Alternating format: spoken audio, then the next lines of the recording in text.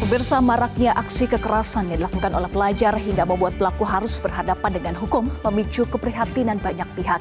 Pola parenting yang baik dinilai menjadi faktor utama dalam membentuk karakter anak.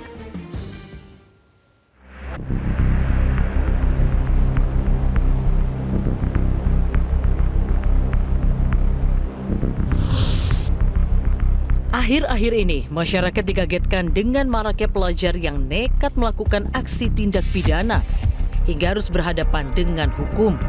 Seperti yang terjadi di Cilacap, Jawa Tengah.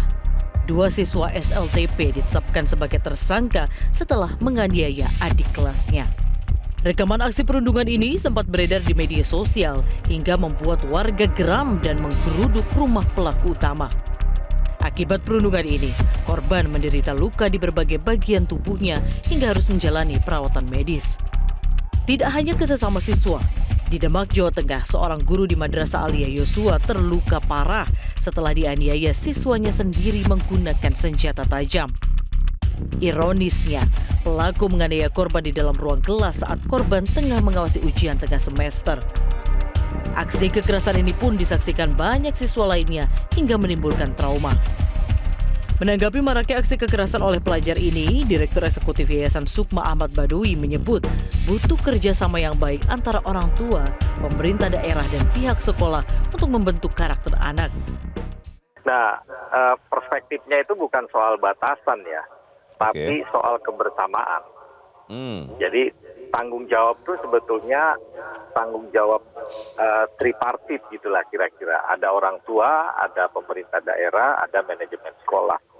Dan saya kira semuanya harus saling baik komunikasinya. Sama-sama ya? Harus sama-sama. Jadi kalau dipisah-pisahkan gitu nanti saling menyalahkan gitu kan. Secara psikologis sudah salah itu pembedaan itu, ya kan? Nah, agar tidak terjadi apapun gitu, maka proses komunikasi antara sekolah dengan orang tua itu harus terjalin secara intens gitu. Hal senada disampaikan pemerhati anak dan pendidikan Retno Listiarti yang juga menekankan pentingnya pola parenting dalam membentukan karakter anak. Retno menyebut peran pendampingan orang tua dalam membentuk lingkungan ramah anak diperlukan selama masa tumbuh kembang. Kita berbicara karakter gitu ya, karakter anak itu sebenarnya tidak dibangun tiba-tiba di sekolah. Tapi karakter itu umumnya dibangun dari anak ini dalam pengasuhan keluarga. Jadi kan dalam konteks kita dan banyak di negara-negara lain ya.